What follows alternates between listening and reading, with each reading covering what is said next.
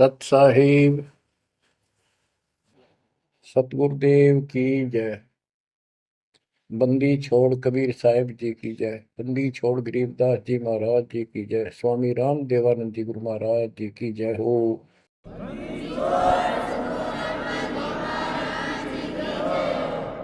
सर्व संतों की जय, सर्व भक्तों की जय, धर्मी पुरुषों की जय। श्री काशी धाम की जय, श्री सुडानी धाम की जय, श्री क्रोथा धाम की जय, श्री बरवाड़ा धाम की जय। सत साहिब गरीब नमो नमो सत्य पुरुष को नमस्कार गुरु की नहीं। सुर नर मुनिजन साधुआ संतों सर्वस दीन। सतगुरु साहिब संत सब दंडवतम प्रणाम। आगे पीछे मध्य हुए किनको पूर्व। कबीर सतगुरु के उपदेश का सुनिया एक विचार। जय सतगुरु मिलते नहीं जाते नरक द्वार। नरक द्वार में दूत सब करते खेचातान। उनसे कभू नहीं छूटता फिरता चारों खाने। कबीर चार खानी में भरमता कबहू न लगता पार। सो फेरा सब मिट गया मेरे सतगुरु के उपकार। जय जय सतगुरु मेरे की जय जय सतगुरु मेरे की। सदा साहिबी सुख से वसियो अमरपुरी के डेरे की। जय जय सतगुरु मेरे की जय जय सतगुरु मेरे की। सदा साहिबी सुख से वसियो सतलोक के डेरे। निर्विकार निर्भय तू ही और सकल वैमान। जी साधो और सकल वैमान। सब पर तेरी साहिबी सब पर तेरी साहिबी। तुझ पर साहिब ना निर्विकार निर्भय। परमपिता परमात्मा कबीर परमेश्वर जी की असीम श्रद्धा से बच्चों आपको अमर कथा सच्चा ज्ञान सुनने को मिल रहा है। आपकी किस्मत परमाने अलग लेखनी से लिखी है, अलग आपका अकाउंट है जिस पर काल का कोई अधिकार नहीं है। बच्चों, परमात्मा का एक एक शब्द अपने को सत्य मानना होता है। या तो भक्ति पर लगो मत भोगो कष्ट। भक्ति पर लग के भी और भक्ति मार्ग में अविश्वास होता है तो वो प्राणी सफल नहीं होता। जैसे दास को पहले शुरुआत में परमात्मा की चाह खूब थी और ये सुना करते थे द्रौपदी का चीर मिट गया, नरसिंह दास भगत की कुंडली भगवान ने ली। तो इस तरह की बातें आत्मा मानती थी, भगवान कुछ भी कर सकता है। पर कोई कह देता था नहीं ऐसा नहीं हुआ करता है, तो वैसे भगवान की आस्था बनाने के लिए कह रखा है ऐसा नहीं हो सकता। तो मन ये भी मान लेता था कि ऐसा ना होगा, पर भगवान तो है। केवल इतना मानकर भक्ति कर रहे थे, दीक्षा भी ले ली थी। और फिर परमात्मा ने ऐसा अजब गजब किया, वो सारी शंका मिटा दी। लोहे की जाड़ी को 1 फुट से ज्यादा बढ़ा दिया, और दोनों को बढ़ा दिया, एक को नहीं।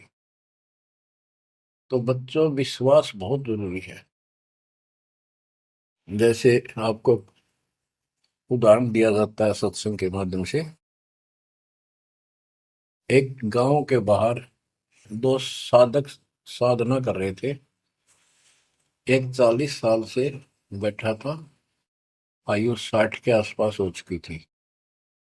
दूसरा 4 वर्ष से साधना करने लगा था, वो भी घर त्याग कर बाहर आश्रम बना रखा था। तो बच्चों, वैसे तो साधना दोनों की ही शास्त्र विरुद्ध थी। पिछले संस्कार से प्रेरणा इतनी प्रबल हो जाती है कि आत्मा भगवान की तरफ तड़प जाती है, उसको खोज के लिए निकल पड़ती है। और जैसा कोई मार्गदर्शन मिलता है, उसी अनुसार अपना सारा जीवन कुर्बान कर देती है। उससे उसको कुछ तप मिल जाता है, बन जाता है, और कुछ सिद्धियां आनी शुरू हो जाती हैं। उससे उसका वह बोलबाला हो जाता है। फिर उसकी मृत्यु के बाद वह एक यादगार बना दी जाती है। वो नरभाग, आप तो नरक में गया, आने वाले उस गांव की कई पीढ़ियों को भी नरक भेजने का सामान तैयार कर गया। आने वाली पीढ़ियां उसी को मत्था टेक टेक के उस कब्र पे, उसकी मूर्ति पे, और अपनी मनोकामना पूर्ण करवाती हैं। होता किसी का कुछ नहीं, पर वह भावना बन जाए, एकाधिका वैसे सूत बैठ जाए, दाव लग जाए, स्वाभाविक। जो भक्ति ना करते उनका भी हो जाता है वो तो, उसका संसार होता। और वो नियमित उसका कर देते थे, हम भी ऐसे ही थे।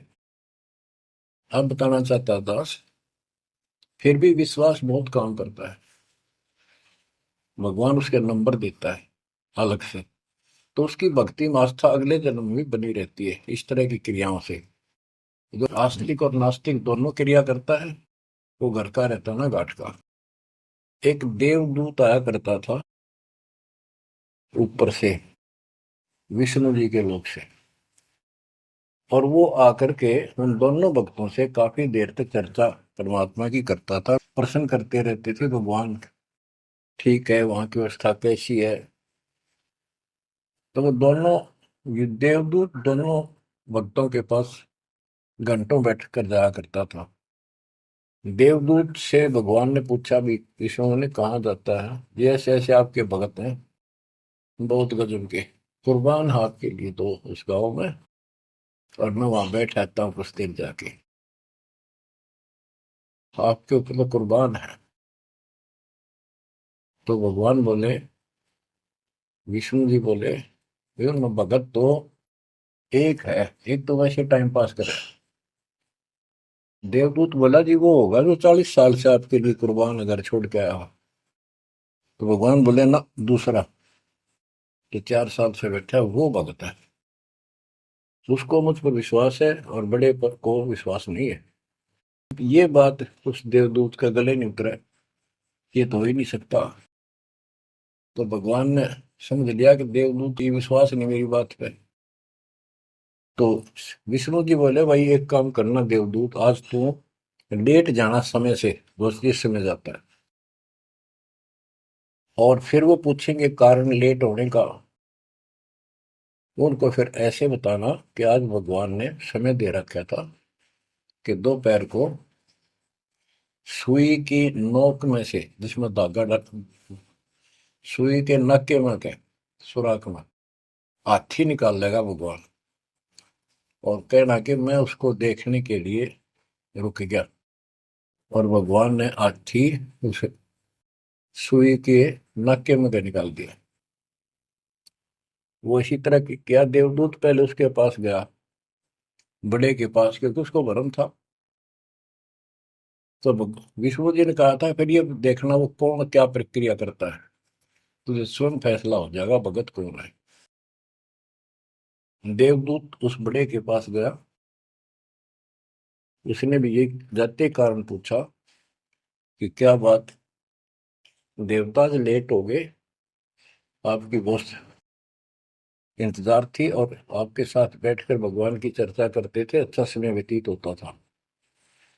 क्या बात होगी, क्या कारण हो गया, लेट हो गया आप आज? देवदूत ने वही बताया कि आज दोपहर को भगवान ने एक लीला करनी थी, वो देख के आया। तो भगत बोला, क्या लीला की? कि कमाल कर दिया भाई, हद कर दी। भगवान ने एक हाथी को सुई के नक्के में निकाल दिया। इसको देख कर आया मैंने, इसको देखने के लिए रुका था। भगत बोला, 40 साल वाला देवदूत, देवता, इसी झूठ बोल, किसी का जत जा, ये कभी हो सकता है? सुई के नक्के में का हाथी निकल जा, क्यों झूठ बोल रहा है? देवता होकर ऐसी बात कर रहा था। तो उस देव की होश उठ गया और उसके सारे अनुभव फेल हो गया। तो भगवान ठीक कह के थे, तो कति डांगर है। जब इसको इतना विश्वास नहीं, भगवान कुछ नहीं कर सकता, तेरे जैसा घसियारा है, फिर भक्ति क्यों कर रहा है? देवदूत उठ कर चल पड़ा। फिर वो 4 साल वाले के पास गया। उसने सोचा, यूं तो हमारा धमका दे मेरे को, गुस्से होएगा, इसको तो ज्ञान ही कुछ नहीं होगा अभी तक। उस 4 साल वाले ने भी, भगत ने पूछा, देवदूत जब लेट हो गए, आपके आने की बड़ी इंतजार रहती थी, आज तो सोच लिया था शायद नहीं आएंगे, क्या काम हो गया ऐसा कोई, हमें भी बताओ। देवदूत बोला, भाई ये बताऊं, झूठ मैं कह नहीं सकता, और सच्ची की शेखर गला उतरती नहीं। भगत बोला, बताओ तो सही क्या बात है? क्या दोपहर को भगवान ने एक लीला करनी थी, मैं उसको देखने के लिए रुक गया। क्या लीला थी? देवदूत बोला, सुई के नक्के में गए, भगवान ने हाथी निकालना था। भगत बोला, फिर क्या हो गया? कि वही निकाल दिया, कमाल कर दिया। बोला, बस भगवान ने निकाल दिया, सारी पृथ्वी ने, धरती ने सुई के नक्के में गए, आप हाथी में आश्चर्य कर रहे हो? तो देवदूत ने सीने से लगा दिया उस बालक को। मैं बोला, धन्य तेरे माता पिता जिससे जन्म हुआ। भक्ति कर विश्वास नहीं, तो खाक भक्ति है वो। कह कबीर सुनो विषादो, मैं तो हूँ विश्वास में। तो अपने परमात्मा की भी क्या पे अविश्वास नहीं होना चाहिए। और ये धीरे धीरे आपके साथ भी परमात्मा ऐसी लीला करते रहेंगे, और कर भी दी होगी। और ना भी हो तो इतने सारे प्रमाण दिए जाते हैं, विश्वास कर लेना, परमात्मा की भक्ति से दूर ना होना। बच्चों, आपको अजब गजब का ज्ञान दास बता रहा है, जो संत गरीबदास जी ने परमात्मा से प्राप्त हुआ। और ऐसा निर्णायक ज्ञान है, इसका रिजल्ट इस पूरी कथा का फिर बाद में आपको बहुत अच्छा निष्कर्ष मिलेगा। पार्वती जी शिव की पत्नी, और 108 बार मर चुकी थी। 109वें जन्म में भी उसने शिव जी को ही पति बनाया। ये संस्कार था उनका। नारद मुनि ने एक दिन आके पार्वती जी को समझाया कि हे माता, भगवान शंकर जी के पास एक ऐसा मंत्र है जो आपको बता देना, उस नाम के जाप से आप अमर हो जाओगे। अन्यथा आप 108 बार मर चुके हो, और वो भगवान उसकी प्रमाण के लिए आपके शरों की खोपड़ी की माला बना रखी है। 108 है, गिन दिए। पार्वती जी बोली, भाई नारद बिल्कुल सही है, 108 है। मैं पूछती हूँ ये किसके के क्यों क्या है, तो वो टाल मटोल कर जाते हैं। तो हे माता, आपका जन्म मरण मिट जाएगा। तो वो बोली, भाई ये मेरे बात समझ में नहीं आती कि शिव महाराज जी मेरे से कुछ नहीं छुपाते, और इसने ये कैसे छुपा रखा मंत्र मेरे से, मेरे से बहुत प्यार करते हैं। और बताते हैं तेरी मृत्यु के बाद मैं बहुत रोता था। तो नारद जी ने कहा, माता अभी तक आप उनको पति मानती हो, जिस दिन परमात्मा रूप देखोगी और उनको एक गुरु रूप में नम्र भाव से प्रश्न करोगी, कति अति नम्र होकर, तब ये गुप्त मंत्र आपको बताएगा। ये मंत्र शिव जी ने किसी को नहीं दिया आज तक, क्योंकि ऐसा किसी का लक है नहीं, ऐसा भाव किसी का है नहीं। तो आपको वो भाव बनाना पड़ेगा जिससे वो आपको अमर मंत्र दे दे। नारद कह के चला गया। पार्वती को बेचैनी होगी, माता जी को। शिव जी जब घर आए और दिनों तो वो दूसरे ढंग से बात करा करती, क्योंकि पत्नी बराबर का हकदार होती है, हिस्सेदार होती है। उस दिन चरणों में लेट गई, दंडोत प्रणाम किया और चरण पकड़ के रोने लगी और कहने लगी, हे भगवान, मुझसे ऐसी कौन सी गलती बन गई कि आपने मेरे से वो अनमोल मंत्र छुपा रखा है। हे भगवान, मैं 108 बार मरी, क्या आप दुखी नहीं हुए होगे? मुझे वो नाम बता दे जिससे मेरा जन्म मरण मिट जाए। अब शिव जी उसके मुंह की तरफ देख रहा है, पार्वती की सारी आओ भाव को समझ रहा है। कहने लगा, पार्वती आज तेरे को कौन सा भगवान आत्मा मिल गया जिसने तेरी बुद्धि बदल दी? ये तेरी बुद्धि का ज्ञान नहीं है, तेरे को तो मैं जानता हूँ। ये बात तेरे मन में भी नहीं आती थी। मैंने कोशिश भी की, भक्ति किया करो। आप कह देती थी, आप भगवान हो, मुझे क्या जरूरत है, मैं भगवान के साथ हूँ, मैं उनकी अर्धांगिनी हूँ। तब पार्वती जी ने बताया कि नारद जी आए थे, उन्होंने मुझे ये सब बताया। तो भगवान शंकर बोले, पार्वती सुन ले, जितनी बार तू मरी मेरा पागल जैसा हाल हो जाया करता था। एक बार तो राजा दक्ष के यज्ञ में जलकर मरी, तेरे अस्थि पिंजर को उठाए मैं 10,000 वर्ष तक घूमता रहा था, तो आप कंधे पर रख के और पार्वती पार्वती करता हूँ। तो एक सुदर्शन चक्कर आया, उसने काट के तेरे टुकड़े कर दिए शरीर के। जब मैं ठगा सा रह गया, मेरे हाथ कुछ नहीं बचा, फिर तेरा जन्म हो गया, शादी फिर होगी। वह भूल पड़ी। ये मंत्र ऐसा अजब गजब है, ये आम व्यक्ति को नहीं बताया जा सकता। भगवान शंकर जी ने कहा कि अब तेरी आत्मा सच्चे दिल से डिमांड कर रही है, अब मैं तुझे यू नाम दूंगा। गरीबदास जी बताते हैं कि जैसे सीप एक जानवर होता है, शंखला सा जैसे एक शंख होते हैं, इस टाइप के मजबूत शरीर का, और उसको सीप बोलते हैं, सीप। वह सीप जो है, गर्मी हो जाती है जब उसको अंदर पानी की डिमांड होती है, मोती बनाने के लिए उसमें प्रेरणा होती है, जैसे पशु में गर्भ धारने की होती है। उस समय सीप समुद्र के ऊपर आ जाती है, ऊपर बादल गरज रहे होते हैं। यदि उसका मुख खुला हो और बारिश की एक बूंद भी उसके मुख में चली जा, तो उससे मोती बनना शुरू हो जाता है। उस बूंद को लेकर शिप वापस समुद्र में गोता लगा जाती है, उसमें मोती बन जाता है। और यदि सीप का वो मुंह बंद हो तो सारा सामान बरस जाए उसके ऊपर, मोती नहीं बने। तो पार्वती को समझाया कि अब तेरी सीप का आत्मा का मुंह खुल चुका है, अब मैं यू नाम दूंगा, असर करेगा। और पहले तेरी सीप आत्मा का मुंह बंद था, इसलिए ये उन्मोद मंत्र ऐसे व्यर्थ नहीं कर सकता था। फिर कहा कि चलो, सुबह सुबह एकांत स्थान पर पहुंच गए। वहां एक सूखा वृक्ष था, पत्ते भी नहीं थे, उसके नीचे बैठ गए। और बच्चों वहां फिर दोनों हाथों की ताली बजाई, तो आसपास के पक्षी उड़कर भाज गए, इतना शोर हुआ। और जो अंडे थे वो बच्चे बढ़ के उड़ गए। उसी वृक्ष की खोगड़ में एक खोखले स्थान पर तोते के अंडे थे। वो जो अंडे थे उस स्वस्थ अंडे तो बच्चे बढ़ के उड़ गए।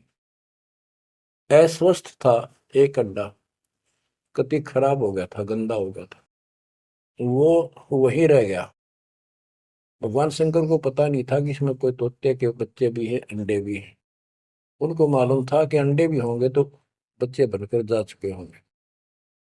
अब बच्चों, बहुत सी कहानी इस एक ही कथा से आपको समझ में आएगी। जैसे ये क्या करते हैं, भक्ति ना करके मृत्यु के प्राप्त हो जाते हैं, फिर क्या करते हो, अस्थियों को उठाते हैं, जड़ी हुई हड्डियों को, उनको उठाकर गंगा में बहा के आते हैं। उनका उद्देश्य तो ये होता है कि इसको इतने गहरे पानी में डाल दे कि जो व्यक्ति मर जाता है, स्त्री या पुरुष, जब वो प्रेत बन जाता है तो अपने घर आता है। घर में वो अपने बॉडी को खोजता है, फिर वो जाता है शमशान घाट पे। उसको एहसास होता है कि ये ताजा ताजा जो फूके गए हैं ये तेरी हड्डी है।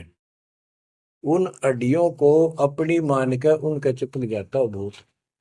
और फिर कभी घर और कभी उन हड्डियों के पास वहां चक्कर काटता रहता है और परिवार वालों को तंग करता है। तो क्या कर, इसीलिए उसको उन हड्डियों समेत उठाकर उसने इसी जगह डालते हैं, उसको भेदा नहीं लगता और वो भटक भटक के चला जाता है। तो बच्चों, अब हमने न तो ये क्रिया करनी क्योंकि हम भूत बनाए को नहीं, हमारी सच्ची भक्ति है और उससे कोई समाधान नहीं हो जाता। तो इसी प्रकार जो दास बताना चाहता है कि मरने के बाद भी उन हड्डियों को भी वो जीव अपना मान रहा था कि मेरी है, उनके चिपक जाता है। इसी प्रकार जो गंदा अंडा हो गया था, वो आत्मा उसका चिपकी हुई थी कि मेरा है। हालांकि वो कति खत्म हो चुका था, कुछ दिनों में उसकी वो सूख जाता, खत्म हो जाता, फिर वो उसको छोड़कर चलती। तो वो आत्मा उसके साथ चिपकी हुई थी। उधर से पार्वती जी को कथा सुनाना शुरू कर दिया, अमर कथा सुनाई। क्योंकि गरीबदास जी कहते हैं, कबीर साहब ने बताया, हम बैरागी ब्रह्मपद सन्यासी महादेव, सोहम मंत्र दिया शिव जी को, वो करे हमारी सेव।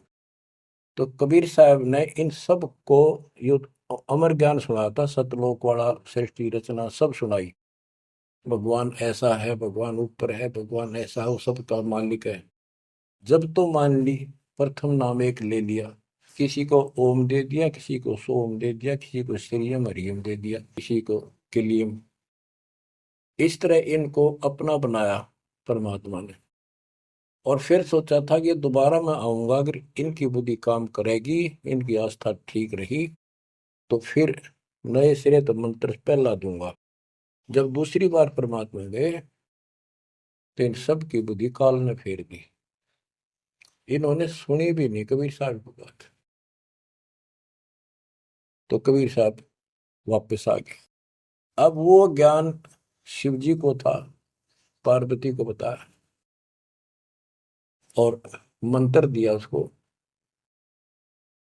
अब बच्चों, 5 नाम शिव जी को बताए थे, लेकिन शिव जी विशेषकर एक सोहम मंत्र ही जाप करता है। ये चक्कर ये है कि जो गुरु बताते हैं हम उस पर ना रुक करके फिर मनमुखी जरूर करते हैं कोई कोई। और परमात्मा जी ने, कबीर साहब ने शिव जी को सब कमलों का भेद बताया था। ये योगी था, इससे तो एक कमल भी नहीं सुलझा था, एक भी, और अभी तक नहीं सुलझा है, लेकिन ज्ञान सारा बता दिया था। तो पार्वती को सुनाया जा रहा था ज्ञान, पार्वती यश करती जा रही थी, देखो ये मूल कमल है, आगे चलो स्वाद चक्र है, फिर नाभि कमल है, हृदय कमल है, उसमें ऐसे ऐसे देवता हैं, कंठ कमल में ऐसा है, त्रिकुटी कमल तक पहुंचा दिया बस। पार्वती जी ध्यान मग्न होगी, उसको नींद आ गई, बोलना बंद कर दिया। उधर से वो पक्षी इस कथा को सुनने से वो अंडा स्वस्थ हो गया तोते का, और ओंकार्य बुलंद आ गया। शिव जी ने देखा, आवाज और तरह की आई, पार्वती तो सो रही है, लटके ले रही है बैठी बैठी। आवाज कहाँ से आई? उसने देखा एक पक्षी उस वृक्ष की खोगड़ में, उथोथे स्थान में नजर पड़ा। पक्षी उड़कर भाग लिया। शिव जी उसके पीछे चल पड़े कि इसने मेरा ज्ञान चुरा लिया। आकाश में उड़ गया, उड़ के पीछे हो लिया। ये तोते वाला जीव परमात्मा की अमर कथा सुनता है, उसमें भी शक्ति सिद्धि आ गई थी। और ये ज्ञान जो है पूरे पहुंचे हुए संत से सिद्धि युक्त और अधिकारी से सुनने से ज्यादा असर करता है। भगवान शिव तीन लोक के प्रधान है, इनमें आध्यात्मिक शक्ति है। वो साथ मिलकर उसकी आध्यात्मिक शक्ति के साथ वो वाणी जो परमात्मा अमर कथा उसके भी बॉडी में गई, उसमें सिद्धि आ गई। मोक्ष तो बहुत दूर की बातें हैं, ये तो लंबा चैप्टर है, लंबी कहानी है। लेकिन सब थोड़ा थोड़ा हिंट आपको देना पड़ता है, कहीं कभी कोई मिसगाइड ना कर दे। सिद्धियों कहते ये अष्ट सिद्धि नौ निधि के भरे पड़े हैं शिव जी, और इनके वचन से भी सिद्धि आ जाती है किसी को ये कह दे तो। लेकिन सिद्धियां ने के चाटा ये मोक्ष तो ना हुआ है। भाव कहने का ये है कि वो तोते वाला प्राणी वेद व्यास के आश्रम में पहुंच गया, उड़ता उड़ता पीछे पीछे शिव जी। वहां शरीर छोड़ गए, और व्यास की पत्नी ने जमाई ली थी, उसके द्वारा सांस के द्वारा उस सूक्ष्म जीव अंदर चला गया। और जब गर्भ धारण का समय आया तो उनके गर्भ में स्थान लिया, उस बच्चे के शरीर में प्रवेश हो गया, 12 वर्ष तक वहीं रहा। आगे कथा इसमें आगे आएगी, वो बताऊंगा। अब ये वाणी सुनाऊंगा जो आसानी से आपका समझ में आएगी। मोक्ष मुक्ति का लख्यान बेवा, ब्रह्म में पुत्र व्यास सुखदेवा। सतगुर मेरा महादेव पंका, 84 की मिटी न शंका। के महादेव जैसे भी उनको मिले फिर भी 84 लाख योनियों का चक्कर उसका मिटा नहीं।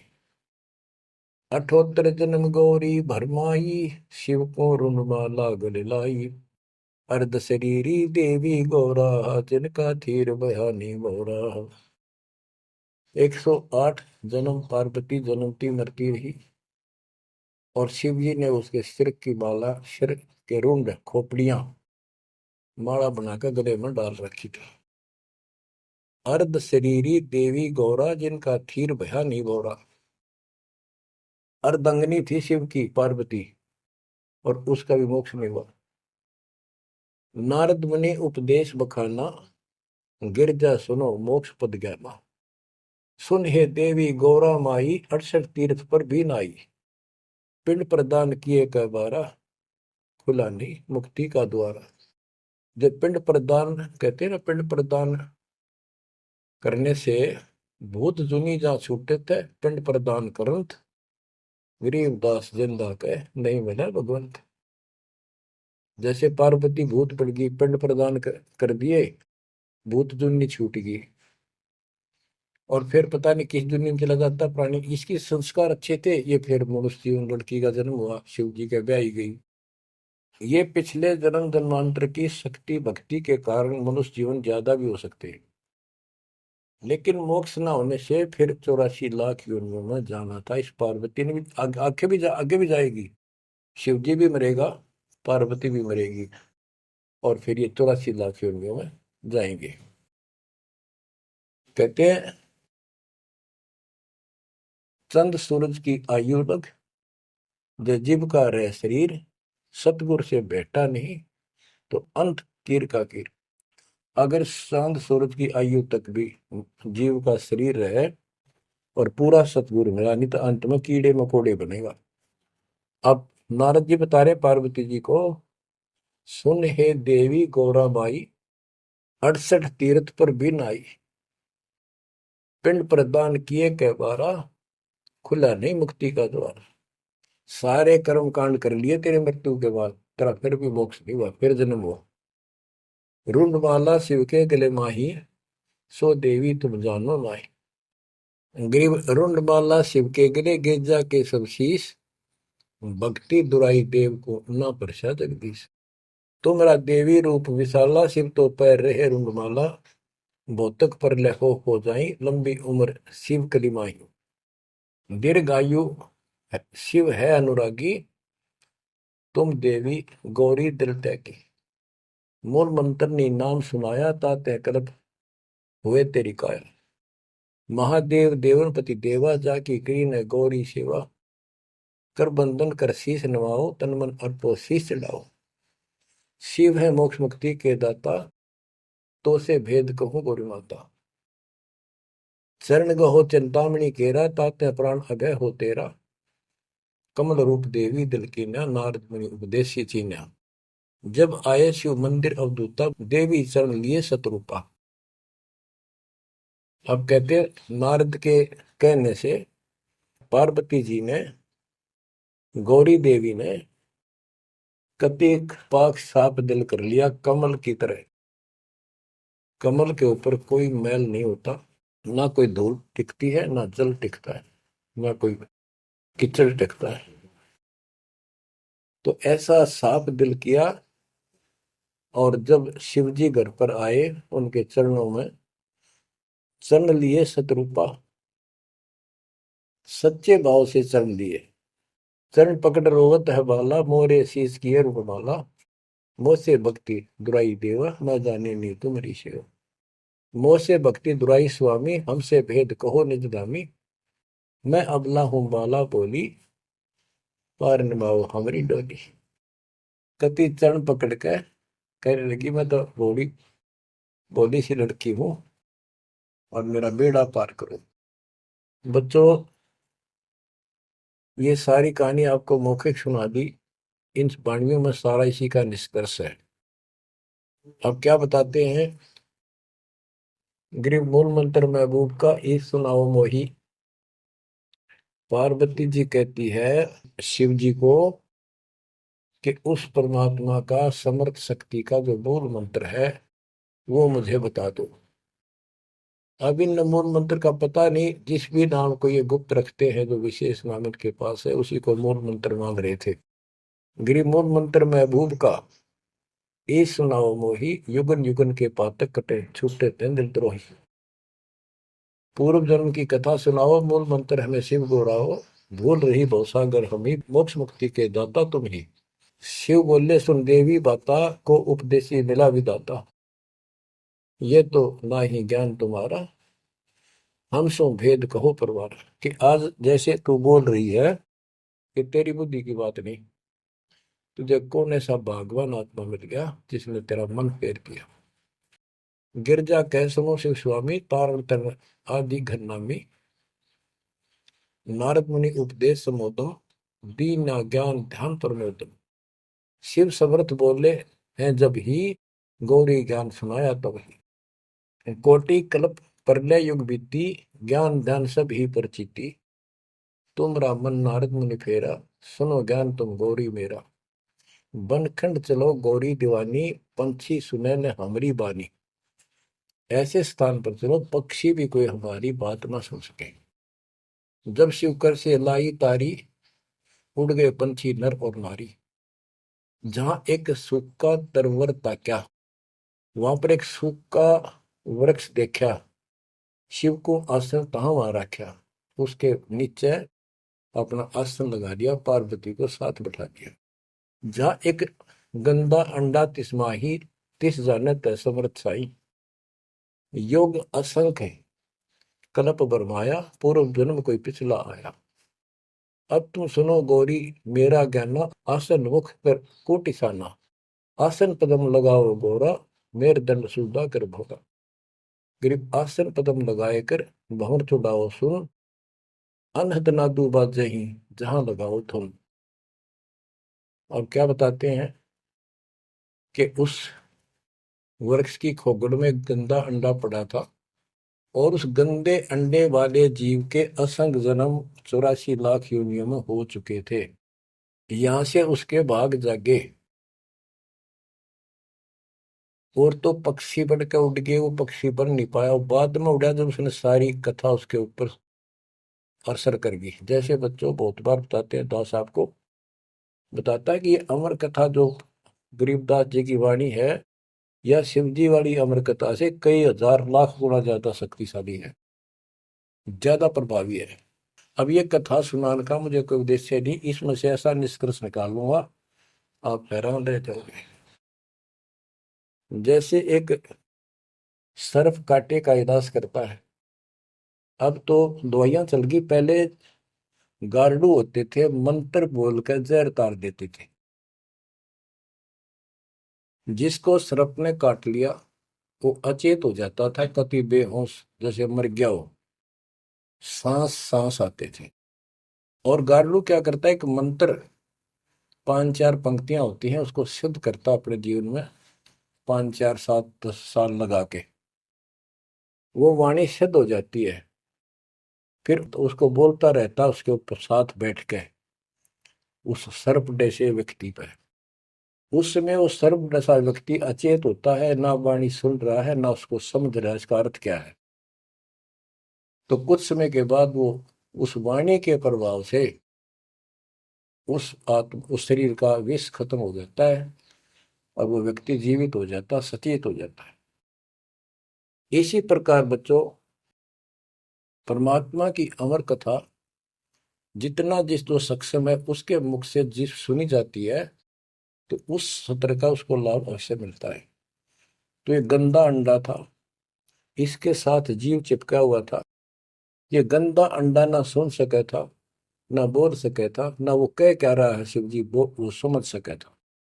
और उस वाणी के बोलने से वो अंडा भी स्वस्थ हो गया, उसमें बच्चा भी बन गया, उसका पांख भी जाम आई और वो उड़कर भाग भी गया। इसी प्रकार जो आज मानव के ऊपर रहम हुआ है, गरीबदास महाराज जी की अमरवाणी इससे भी ज्यादा स्ट्रोंग है।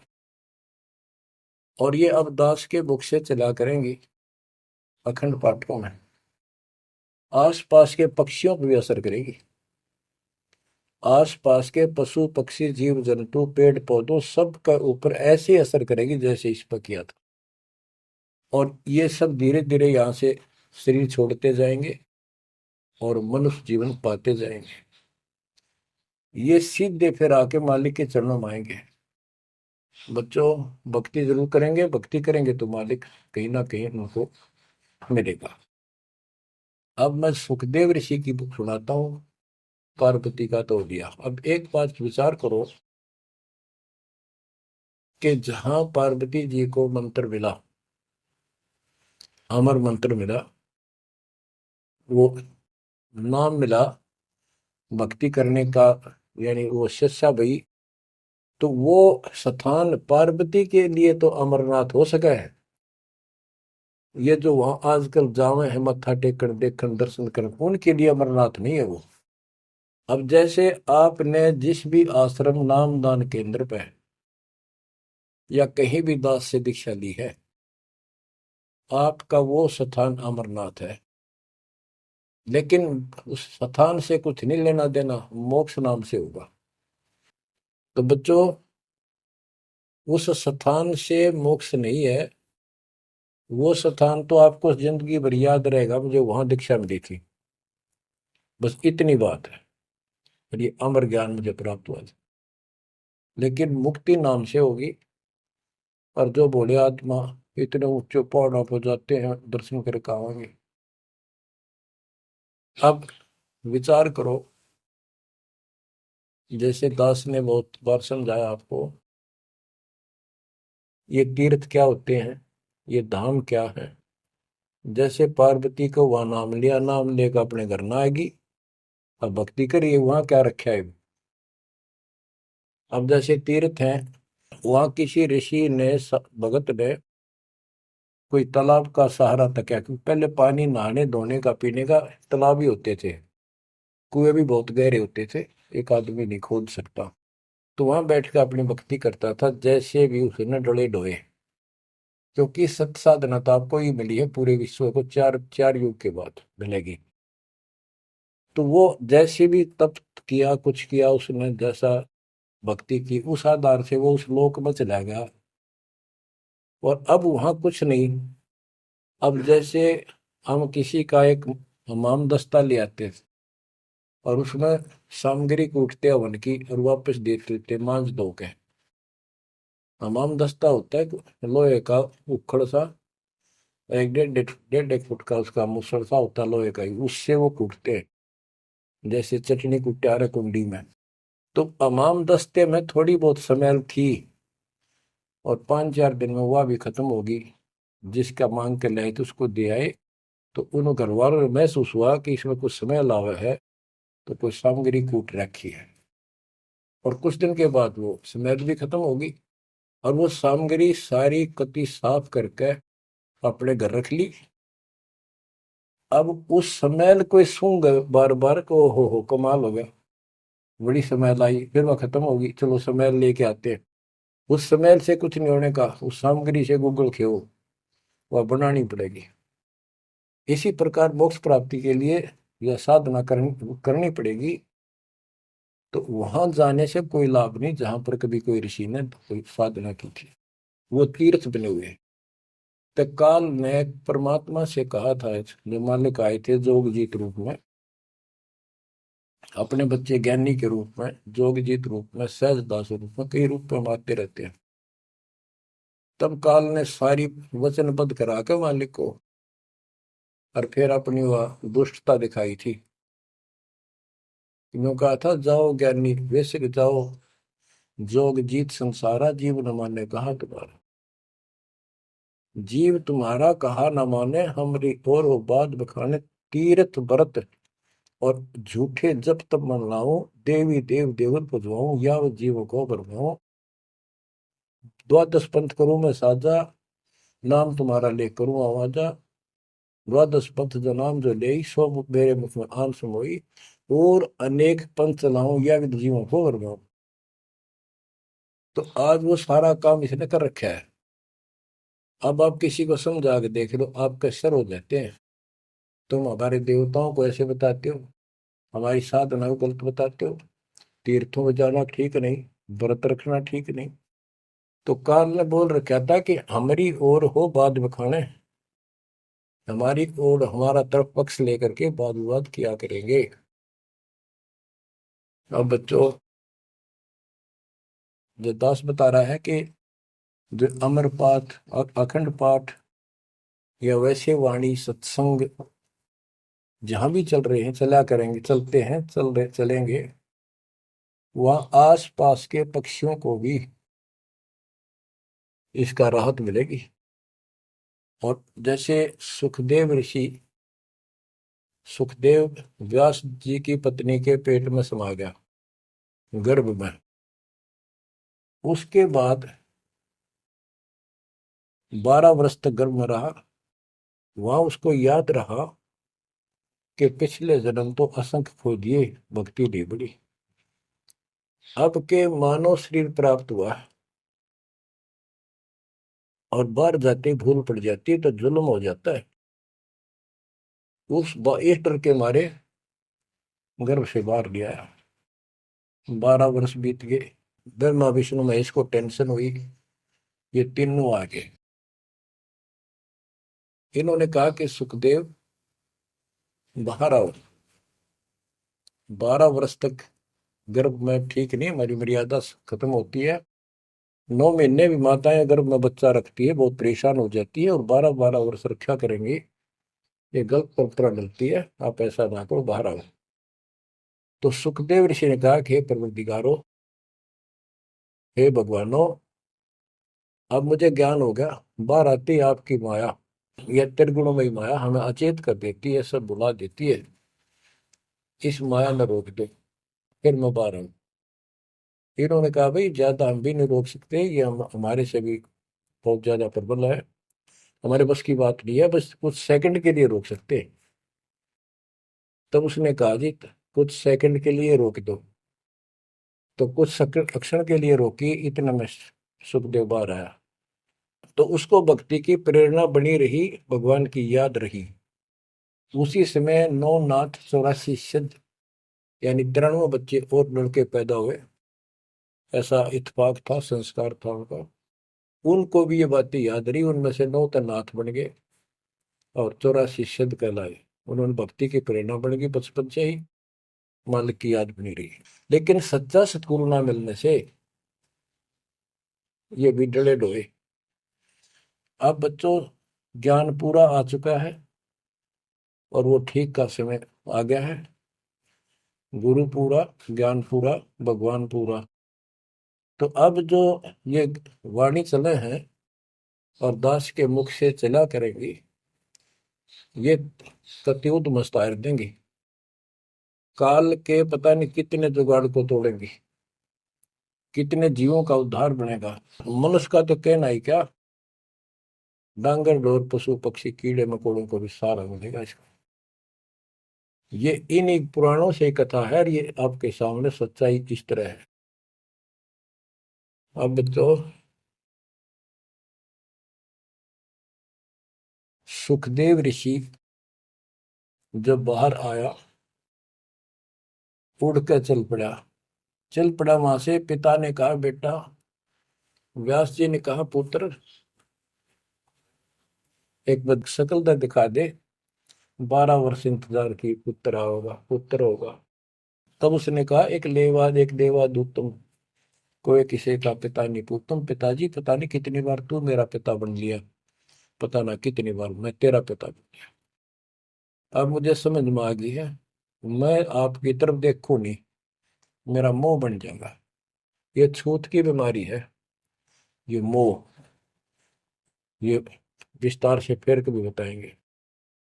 और ये हम आप लावा जान के, लेकिन ये उसकी गलती थी। ज्ञान ना होने से इसने इतना ही समझ थी जो वो उस समय गलती कर गया। चलो जो भी इसकी सोच थी, उस आधार से ये वहां से चल पड़ा। पिता पीछे पीछे मोह में दूर तक गया, वहां से आकाश में उड़ गया, अंतर्ध्यान हो गया।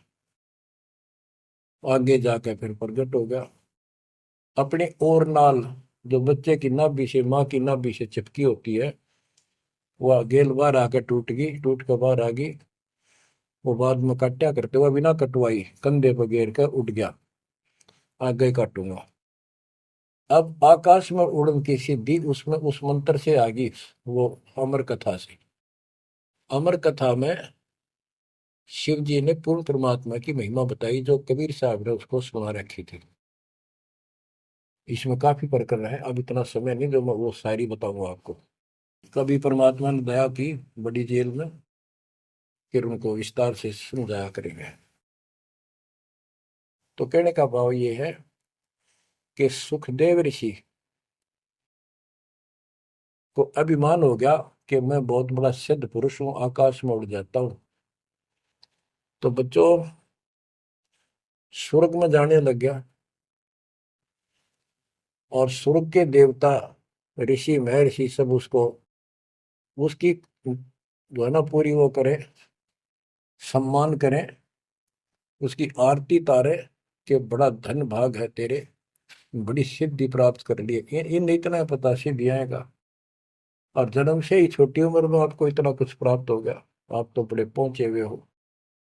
तो सब उसकी खूब अच्छी तरह प्यार रखे, महिमा गाओ। एक दिन उसको, उसने स्वर्ग में जाने की इच्छा व्यक्त की विष्णु जी के लोक में। वहां उसको इसलिए नहीं जाने दिया कि उसका गुरु नहीं था। विष्णु जी तक बात कही। विष्णु जी ने पूछा कि हे ऋषि जी, आपने गुरु नहीं बना रखा? अगर नहीं, गुरु की क्या आवश्यकता है महाराज, ये गुरु बना रहे वो नहीं आ पाए और मैं बिना गुरु के आ गया। विष्णु भगवान बोले ठीक है, वो अलग बात है, या वही रह सकता जो पहले गुरु बनाओ। फिर एक बीमारी और अहंकार के, मेरे बराबर पृथ्वी पर कोई गुरु नहीं, मैं बाल ब्रह्मचारी, वहां कोई ऐसा संत नहीं, मैं बनाऊं गुरु किसको? विष्णु जी ने कहा कि राजा जनक मेरे परम भक्त है, आप उनसे दीक्षा लो। यूं कह के विष्णु जी चले गए, उसको बाहर निकाल दिया पार्षदों ने। वो स्वर्ग में आए, वहां सारी कथा बताई। फिर अन्य स्वर्ग, कोमर स्वर्ग, फिर ऋषियों के पास आए नीचे, उन्होंने उनको बताया तो सब ने कहा कि सुखदेव बहुत बड़ी गलती कर रखी है, गुरु नहीं बनाएगा, गुरु नहीं बनाएगा तो गधा बनेगा। तो पिछले जन्मों में उसको एकदम वो रील सी चल गई कि मैं कभी गधा बना था एक बार, पर अंधा हो गया, स्वामी ने छोड़ दिया, कुमार ने, और मैं भटकता भटकता इन नाले में फंस गया। मेरा पुली बना ली लोगों ने, आन जान लगे, मैंने कहा नहीं, भटक के भूखा मर के, भूखा होकर तो मरा, प्राण निकले। उस भय से उसको चिंता बनी, फिर अपने पिता के पास वापस आता है। व्यास जी देख के बड़े खुश हुए कि बेटा आ गया, सारी बात पूछी, तो सारी अपनी समस्या बताई पिताजी के सामने। पिताजी ऐसे ऐसे बात है, भगवान ने कहा कि राजा जनक को गुरु बनाओ। तो व्यास जी, क्योंकि जितने भी महापुरुष हैं वो एक सुर में बोलते हैं, उनको इतना ज्ञान तो है, गुरु बिन बात नहीं बनती। उसने विशेष ज्ञान तो सुना नहीं था, वो बैटरी चार्ज होगी, उसने उड़ा उड़ा फिर था, उससे ज्ञान था ही नहीं इसको। तो व्यास जी बोले, रे बेटा, मैं तो खुश था, चलो बेटा ना मेरे पास आया, पर यूं चर्चा तो चल रही है, व्यास का बेटा इतना पहुंचा हुआ है, अब तने गुरु नहीं बना रखे, मैं तो तुम्हें कमाल कर दिया।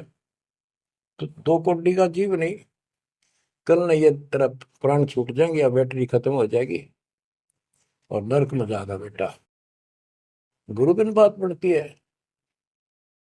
तो आखिर में हार कहने बोला, हे गुरुदेव, ए पिताजी, मैं कैसे गुरु बनाऊं राजा जनक को। राजा जनक गृहस्थी भाई, ओए होए, और कैसे शीश निभाऊं जाए। जनक विदेही राजा भाई, कैसे शीश निभाऊं जाई। ओहो। सुखदेव बोले, ज्ञान विवेक का हमने स्त्री का मुख नहीं देखे। तो उसके पिताजी बोले, जो भगवान ने कह दिया, अरे तू अब भी अगरम बगरम कर रहा है, एक करने का जीव नहीं, तेने ज्ञान भी क्या आएगा, कहाँ जाएगा फिर तू, वहां तेरे को बढ़ने नहीं देंगे स्वर्ग के अंदर। जो मरता क्या नहीं करता, राजा जनक के द्वारे गया, वहां चरणों में मत्था टेका और अपने कल्याण का मार्ग पूछा।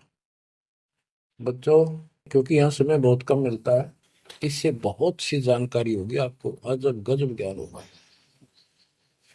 क्योंकि अभी तक दास ने आपको केवल प्रमाण दिखाए, सारे ग्रंथ सुन जाए और एक नंबर का ज्ञान आपके हृदय में जमा दिया कि जो दास कह रहा है वो सारी सच्ची है। अब दास कोड वर्डों में, संकेतों में भी ज्ञान समझाएगा, तो भी आपकी आत्मा गिल्ला कैच करेगी साथ के साथ। गरीब गोता मारू स्वर्ग में, जा बैठो पाताल, गरीब दास ढूंढता करो अपने हीरे मोती लाल। आप वो हीरे मोती लाल हो बच्चों, आप सामान्य आत्मा नहीं हो।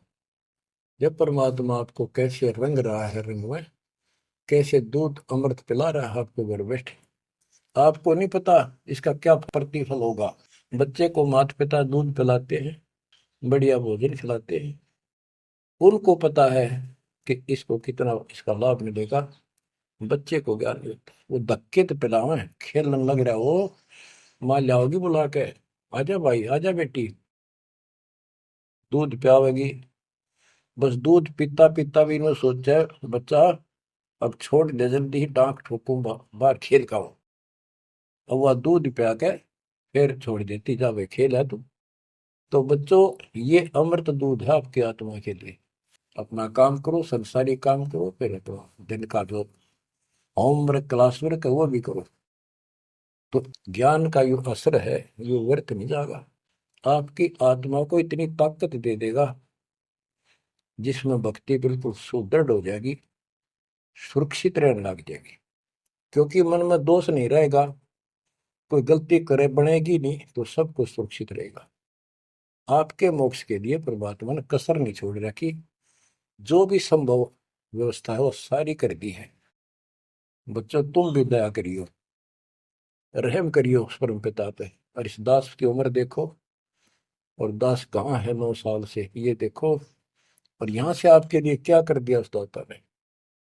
उस मालिक को देखो ध्यान से। आप बालक नहीं हो, आपकी आत्मा में समझ आ जानी चाहिए कि ये क्या हो रहा है। कुर्बान हो जाओ, संसार की भूल जाओ बातों को। जो ज्ञान हम देते हैं उसके ऊपर समर्पित हो जाओ। तन मन धन सब अर्पिए, भक्ति मुक्ति के काज, जिनके उनमें बंदगी के इंद्र का राज। बच्चों, इंद्रिय कर्म न लग लगार, जो भजन करे नर सुंदरे, गरीब दास जग कीर्ति होगी, जब लग सूरज चंद्रे, जब लग सूरज चंद्रे।